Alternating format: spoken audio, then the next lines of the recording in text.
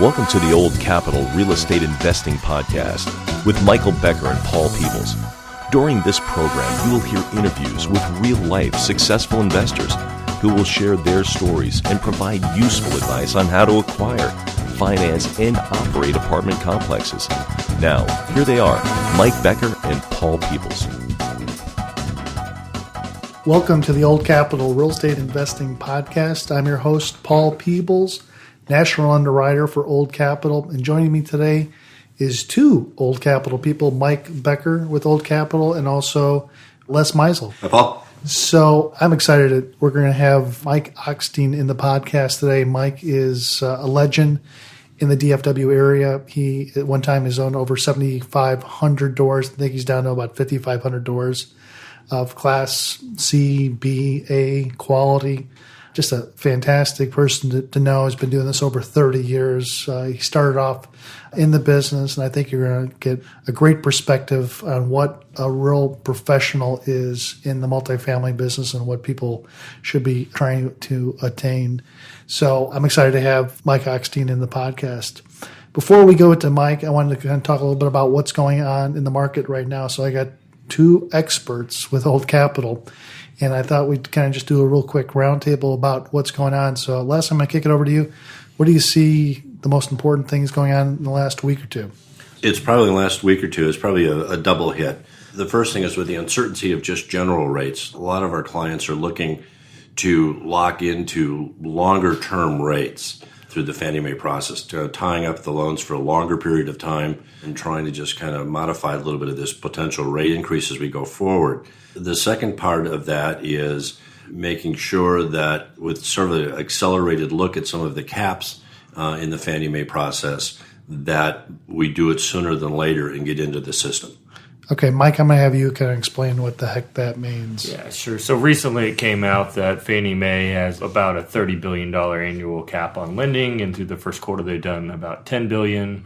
So with 3/4 of years left, they've already only have 2/3 of money. So the market reaction to that has been the yield spreads or the pricing on the loans have gone up a little bit. So rates are probably up 30 basis points or 0.3% over where they were, say, 30, 45 days ago. So it's really kind of setting a sense of urgency a little bit into some of our clients to come in and take that interest rate risk out, while the rates are still relatively attractive and still in the mid-fours. All right. Very good explanation, guys. I appreciate it. Let's jump into the podcast with Mike Ochstein. Welcome to the Old Capital Real Estate Investing Podcast. I'm your host, Paul Peebles, and today with me, of course, is Michael Becker. Hey, Paul. We have Mike Ochstein in the podcast today. Mike is an owner-operator in the Dallas-Fort Worth market. He is a legend in the multifamily business. I think you'll really enjoy spending some time listening and visiting with Mike. In fact, let's just kick it off right now. Mike, how are you? I'm great. Thanks for the opportunity to do this podcast. No problem. Mike has been in the real estate business since 1983. Now, you're not from Dallas, Mike. You went to Indiana University? Indiana University, graduated in May of 82, and then moved down here in August. And when you came to Texas, what was your first job? Actually worked at Sanger Harris and Ladies Better Sportswear, and then 6 months later got on with two apartment brokers at Merrill Lynch, kind of like an internship program, basically doing all their rent comps, sales comps, driving the market, and really learning the market. And then an opportunity opened up with Marcus and Millichap in November of 83 and spent 11 years there as an investment broker specializing in sale of apartment complexes. That's good. You now kind of fast forward to today, you own about 5,500 units, and at your peak are about 7,000. Is that what we were talking about before? Is that right? Yeah, that's correct. So in this marketplace, we were as high as 7,000 units. We've been both selling and buying at the same time, just moving dollars. We've also expanded into the Houston market, Austin market. Our philosophy is basically let's just stay in the four core markets in Texas. We have yet to buy anything in San Antonio, which would be the fourth area we'd like to get into. So maybe kind of take a step back now. So when did you buy your first investment property? And maybe kind of tell us a little bit why you decided to go from investment sales into the ownership side. From the brokerage standpoint, every January when you wake up, you're broke. So my philosophy was always to own properties and take my commissions and to buy real estate. And my first deal was actually in the Lakewood area at Skillman and Orem, a little duplex. We've actually torn that duplex down and built 6 townhome units, and we sold. I basically gradually went from like a duplex to a 12 unit to a 56 to 184 units. I had about 300 units. And at the time, I was still at Marcus and Millichap, and I had a decision to make. Do I want to continue brokering or do this on my own account? And my decision was I want to spend full time buying, renovating, et cetera. So I had bought the 73-unit complex on Spring Valley, just east of Coit on the courthouse steps from HUD, moved my offices in there. The property was completely dilapidated. It was an old 2-pipe chiller. We didn't even have a budget. We basically said property needs new windows. We put new windows in. We changed the 2-pipe chiller to individual HVACs. We put it in our own washer and dryer washing machines in the property. And my partners, I had one partner plus my mother. She quit taking my phone calls during that renovation. But to make a long story short, the property, we paid like $3,000 a door. We must have put in about $17,000 a unit in renovations. I had every credit card hocked to the ceiling. We ended up several years later being it all in at 20. We sold it for $40,000 a door. Oh, wow. And then we also built townhomes right next door to it. So Spring Valley, I don't know if people listening to this podcast, Spring Valley was really a tough area back in the early 90s. And my in-laws lived on the other side of the street, and I just married their daughter, and I'm buying these dilapidated properties on Spring Valley. They thought I lost my marbles, but that whole Spring Valley area kind of really turned. And it's still a workforce housing neighborhood, but I would buy in that neighborhood again because all the access is central and Sure. all the commercial stuff. So after you did those first couple deals, how did you decide? Did you always, I know you self-managed today, did you always decide to self-manage from the start, or did you start out with third party, or how did you go about operating these properties? That's a great question, Mike. I had a secretary that helped me with the brokerage background, and we basically got up to 1,000 units, and I feel very fortunate today to hire Renee Bluestein, that's been with me going on 20 years. Yeah. Who's really the nuts and bolts of the management. Basically, I stay out of her way. She runs the operations and the management.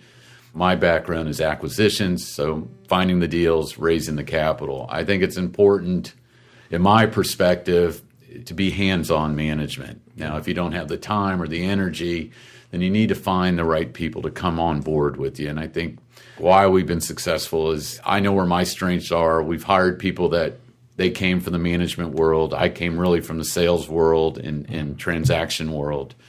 So, and then you surround yourself with really good people that care about these assets. Yeah. So how long were you just buying only in Dallas, and when did you guys decide to kind of go out to other markets, and why was that? Why did you decide to go to the other three other core markets in Texas? Well, we always wanted to get out and expand, and really timing is everything. We were selling some assets in DFW. Austin's always intrigued me. It's always been a hot market. In years past, I would look at cap rates and prices per unit and go, God, that's just ridiculous to go down in Austin and pay that. And today, and see where prices are today, when I bought in just 2 or 3 years ago, it's just mind-boggling. So I finally took the bullet, bought a kind of a blue-collar deal, paid $50,000 a door. Now they're telling me that property's worth $80,000 plus a door. So. And I had heartache even buying it at $50,000 a door. Sure. And we went in and totally gutted all the interiors of the units. We hardy planked all the exterior. We spent probably about $6,000 a door on that property after we bought it. So Austin is kind of like a roller coaster. A lot of peaks and valleys, and you got to hit it right, and you got to manage well there. Let's talk a little bit more about, say, the Dallas marketplace. How are you finding it right now? We have a lot of capital on the sidelines. Is it getting to nosebleed levels of a properties? Have you ever seen properties trade at this price range on a per door basis? The market here is getting pretty frosty. And as we talked earlier prior to the podcast, with things changing with the agencies right now being close to their loan dollars that they can put out this year, I think that's going to have a big effect on some of the older blue-collar deals, because a lot of the agencies were offering a lot of interest only, and it was making the numbers look really good. I mean, everybody is chasing yield. There's nowhere to put your money. And the only place really that you can get yield today is, all commercial real estate. And that's what's driving up these prices. You can borrow at 4% or less. You can get interest only, and you're generating yields for investors. I mean, we did over $100 million in acquisitions this past year, and there has been no issues as far as raising capital. My concerns are, on a going forward basis, with all this interest-only debt, if the NOIs don't keep up with inflation and this debt starts coming due down the road, how are a lot of these deals going to be able to get refinanced? So it's really important. We're socking a lot of money away, making sure that these properties are well taken. Because I've been doing this since 91, and even when things got really bad in 08, we had plenty of cash in the reserves. Our banks worked with us. Even when debt was coming due in 08, because we are such a good operator, we had people willing to give us money. So if you're a new owner coming into this business now, just make sure that you have a sinking fund or you put money away to take care of any of this deferred maintenance. I mean, it's a balance act between giving money to your investors, but you got to take care of the assets that brought you to the party. Let's talk a little bit more about managing these properties. I mean, I think you're absolutely correct, is that a lot of the properties in the past, a lot of the ownership groups have been pushing money back to the partnerships, putting in the people's individual pockets, and that they haven't been putting money away. And that's one thing we see. But the other thing is that not putting money back into the properties. And I know that anytime that I get onto one of your properties, it's spectacular. You continue to put CapEx into your properties. They look absolutely, for 1980s property that you're selling right now. I was on that property back about 2 weeks ago. And I mean, it's a superior property in the marketplace because you take care of the asset. You make sure that money's put back into that property. I want to kind of get your philosophy about why take care of the asset. I mean, it may sound like a dumb question, but you've held these properties for 15, 20, 25 years, and you continue to put money back into these properties. And I think that you're rewarded because you do it. Kind of talk a little bit more about putting money back into the properties. It's twofold. When I buy these deals, I look as though I'm going to own these forever. And maybe that's hurt me down in the downturns in 08 or prior to that. So anything that we do is not short term. And the only thing anyone could say, some of my limited partners that say we've held some of these assets for a long time, but my mindset, it's long term. I mean, for example, we own Preston Spring Valley. I've owned that since 2002. We own Preston and Arapahoe since 2006. I'm probably off on the date. But these are deals and locations that I would never sell. So it's important that we maintain these properties. Another property I own across the street from Restland Park on Greenville, I bought that from Balcor in 95. I mean, that's an asset, 452 units, that I would never sell. I mean, we hardied it. We put new roofs on it. We'll paint it this year. So we're constantly, the mindset is we're never a seller.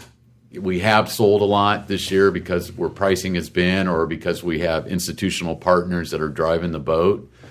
Where a lot of deals where there's not institutional partners, then my mindset is, that I'd like to own this for a long period of time. So how do you approach your debt? So when you go and look to buy a new deal, how do you typically take it down? Do you take it down with interim bridge debt, or you go permanent, long-term fixed rate debt? What's kind of your mindset, and how do you go about these deals when you're buying them? Well, we have a great relationship with both agencies, but I would say 95% of my debt is with Freddie Mac. It's just I'm kind of a loyal borrower. And I will interject on that, is that not everybody can qualify for Freddie Mac and have a Freddie Mac relationship. They're looking for a higher quality asset, a larger asset, and probably a newer asset. And Mike has paid his dues with Fannie Mae to be able to get a relationship directly with Freddie Mac.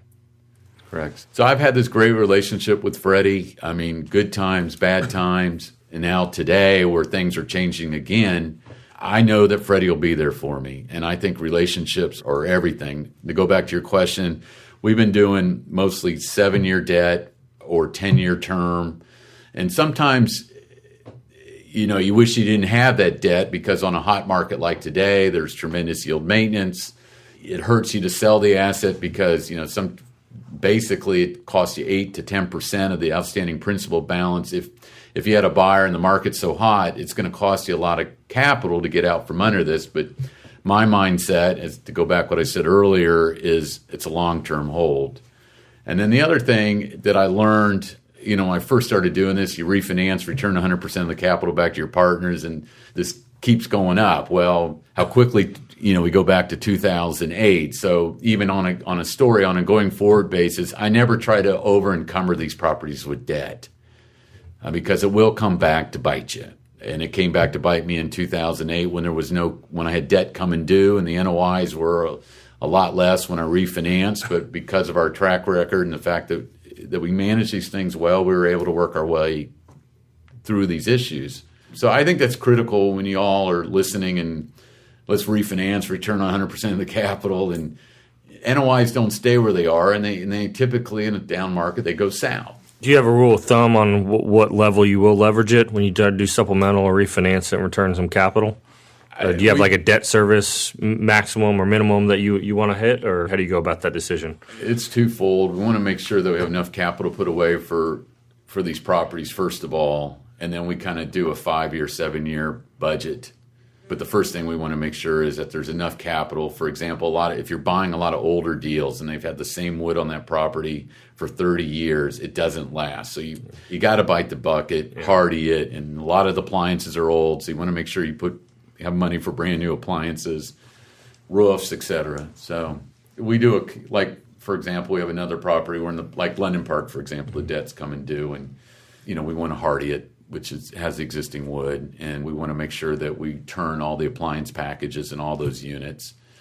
So we'll do an analysis on how much capital do we need to put in there. We still have we replaced all the railroad ties. Mm-hmm. It's a very expensive process, sure. So we want to make sure that all that capital dollars, we have the money to do that. Gotcha. So when maybe talk a little bit. It sounds like you both raise money now from institutional partners and just from not friends and family, but just individual investors. Now, what kind of drives the boat when you deciding what kind of capital you go out there and take? When do you want to go institutional versus when do you want to kind of just do private individuals and raise money that way? How do you guys make your decision which way you go? Well, it's a combination of both. I mean, typically, if the bigger the deals on a $10 million equity slug, obviously, my country club or individual investors, you want to say is, a $5 million to $10 million slug. If it's north of $10 million, then obviously you want to find institutional investors. And then also, even with the institutional investors, when they typically take 90% of the equity slug, I still have to bring in 10. They want me as an individual to have a majority of that 10%, which I do. Sure. And then I'll bring in a few of my existing partners. I've had partners that have been with me from the get-go. So I want to take care of the existing partners. Sure. So how do you, maybe someone who's looking to kind of grow in the business, what's kind of the differences in your opinion on how the capital works between the institutional and the country club capital like you're talking about? So what are the returns and the control that the two different types of capital want in the deal? Maybe talk through that a little bit.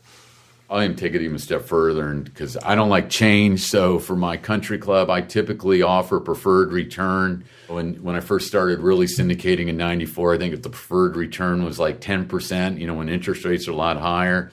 Today, we're structuring 8% preferred returns, 75-25 split. They get all their money back, and then it goes to 70-30. I've been using no IRR hurdles, none of that. It's been pretty straightforward, simple, and that's worked. I've never had an issue ever for raising money through the country club individual way. Now, on the institutional side, when it's 90-10, they have a higher preferred return of 10%, but then they have different waterfalls for a waterfall meeting. So let's say you get them to their 10%, then it would go like 70-30 to 15% IRR, and then it would go 60-40 after the 15% IRR. So it certainly complicates life quite a bit versus going the individual investor route. Yeah, especially when you're talking $10 million equity raises. But a lot of the institutional, we've done deals with GE, Alex Brown, Palladium. We just closed a deal with Dome Equities.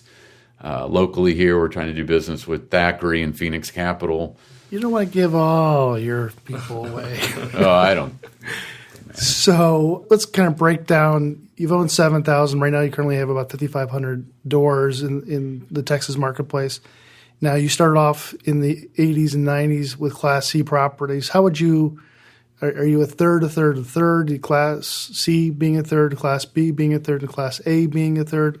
And you've transitioned from C's up to A's. And how does your portfolio sit right now in terms of quality of asset? It's a great question. Like, for example – and I have to answer it this way. If you look at my locations at Preston Spring Valley, even though being 80s product, it might be a CB type property, but an A location. So I think I'm geared towards more A type locations in my mind. Now, some people might look at it maybe not as A locations, but I think they're A locations. Everything that we have bought, our deal that we just bought in Houston is a brand new asset. The deals that we bought in Austin, we bought a brand new property, but then we got a C property that was older, but it's at Mopac in Far West, which is an A location in Austin. And then we have another property in Austin at 183 in Duval, which is it's a workforce housing location, but an A location because there's a lot of jobs and everything around there. The product's probably C. Houston is A. Right now, if I were to buy today, my preference is either to buy a well-located B asset because where pricing is, or try to buy a brand new property. How do you bring a C to a B and a B to an A? Let's talk a little bit about amenities to the properties. What are you seeing right now? What are you guys doing to improve these properties? Is there kitchen backsplashes that you're adding? Is there new amenities to the property? Sports courts. What type of things are you adding to your properties? Great question. So prime example is we just bought a newer asset in Allen. There's a newer property next door, so we're going to put granite in. We're changing out all the hardware. So we'll put granite in the kitchens, granite in the bathrooms, the faux wood throughout, the 2-inch blind, and all the hardware. This is a B property. This is kind of an A minus that we're going to bring to it like a B plus back up to an A because there's newer properties coming in and we got great floor plans. The Spanos built property that we can bring up. We're going to bring it up a notch to compete with the newer properties. What exterior amenities are you doing? Obviously, that's all interior stuff. What exterior amenities sell right now? So the only thing we're going to do on the exterior is we're going to add an outdoor kitchen barbecue type place by the swimming pool area. Everything on the amenities pretty much today would compete with the newer properties. And so what is the market dictating that you have to have when you're out in trying to rent units at a premium price? So what are the things that you have to have when you buy a property, amenity wise? I think kitchens are really important. I think that granite and the hardware, a lot of the newer stuff, even in some of the 90s and 2000, they had the white cabinetry. So we have gone in and replaced the fronts of those cabinets and put new hardware to bring them up. If you look at all the newer stuff today, it's all that cherry hardwood with good-looking hardware on. Yeah. So we kind of just take it up. Now, the property I just bought off of Preston Road, we're spending probably about $6,000 a door in there. So what that'll include is all brand new black appliance package, all new cabinets. Well, if we can keep the boxes, we'll try to save money and keep the boxes there and put new doors, new hardware, new flooring, new blinds. We just painted the exterior. We're going to add an outdoor kitchen amenity for the pool areas. We put in a dog park as well. It already had a really nice playground area for kids because it's more of a family type complex. Mm-hmm. So there's really not much difference. You're kind of doing the same things from the A's to the B's. You just take it up a level. Taking it up a notch. Yeah, gotcha. A lot of our listeners are either aspiring or pretty new real estate investors. So if you're to kind of give some parting wisdom to someone who's trying to get into the business, what are a couple core things that someone that's trying to grow in the business should focus on from your experience in the business over 25 plus years? If you're raising capital, don't oversell it. The reason I think I've been successful is the fact that we paid our returns. When things got tough, we told our investors things were tough. I've been in a position where I didn't take any management fees when things got tough. And I've used my own lines of credit when things got tough. you have to take care of your investors as it's your own money. If you respect your own money, then you'll take care of your partners. I think your integrity is the most important thing on the long term. You have to put money away for these deals. It's going to get rainy. I mean, I've never seen a run like we've had since 2008. And a lot of it's been driven, because it got so soft in 2008. And I think the tide's changing. I mean, it's still positive and people still want to live in apartments, but things are changing. So be conservative, put money away, and be honest with your partner and have total transparency. Not only with your partners, but also you got to keep in communication with your lenders when things get difficult. Mike is, besides being a legend here in the Dallas-Fort Worth area and especially Texas too, but he's also a triathlete. Before he came to see us in the podcast this morning, he had already run 14 miles. And so we caught him on a good day that thank God it wasn't 23 miles. When are you doing your next triathlon? Oh, I have an Ironman on May 16th then in the Woodlands. Unbelievable. So and that's to celebrate your what birthday? 55th. 55th birthday. That's outstanding. Any funny stories that you can think of for people just to kind of get a chuckle on in your past, say, 30 years revolving around multifamily business? The one story I want to tell you all is back in 1983 when I was an intern with 2 apartment brokers at Merrill Lynch. They told me I would never make it in the business. And that was really the driving force for me to get going. And I love seeing those guys I see those 2 brokers every now and then, and I thank them. Because I was just a young punk out of college thinking that I knew everything. And they taught me you really got to – I never knew I had to walk with crutches. And that was my first lesson in this business, is that you got to work, you got to have goals. It ain't easy. Perfect. Well, Mike, we definitely appreciate all your time, and thank you for joining us on the podcast today. Our pleasure. And one more thing, if people would want to get a hold of Mike, what's your email address, Mike? It's mike@pricerealtycorp.com. Mike@pricerealtycorp.com. Mike, again, thanks for joining us. My pleasure.